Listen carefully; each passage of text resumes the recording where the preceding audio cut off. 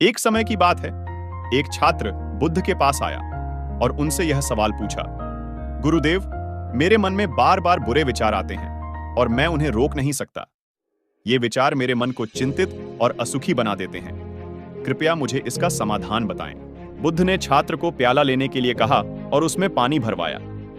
फिर वे एक छोटे से बच्चे को बुलाया और एक छोटी सी कटोरी में थोड़ा सा नील डालकर छात्र के सामने रख दिया। बुद्ध ने छात्र से कहा, अब तुम इस छोटी सी कटोरी में सारा नील पानी में डाल दो।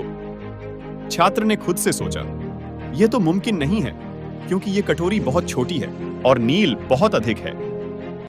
फिर उसने बुद्ध की बातों का पालन किया और वह कटोरी में नील पूरी तरह से पानी में डाल दिया।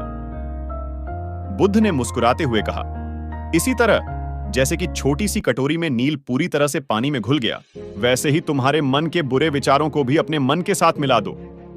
जब तुम उन विचारों को पूरी तरह से स्वीकार कर लोगे, तब वे तुम्हारे मन की बात नहीं रहेंगे। इस कहानी से हमें क्या सीखने को मिलता है?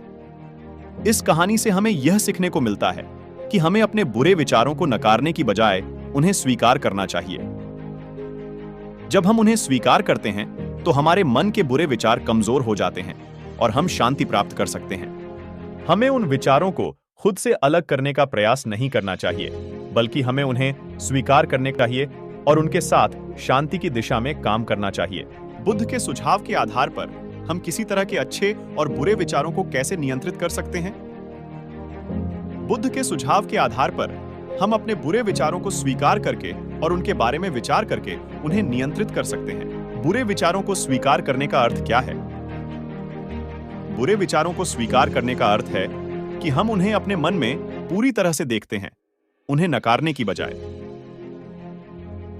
हम उन विचारों को जानते हैं कि वे हमारे मन की एक हिस्सा हैं और हमारे नियंत्रण में हैं। इसके बाद हम उन विचारों को बदलने और सुधारने के लिए काम कर सकते हैं।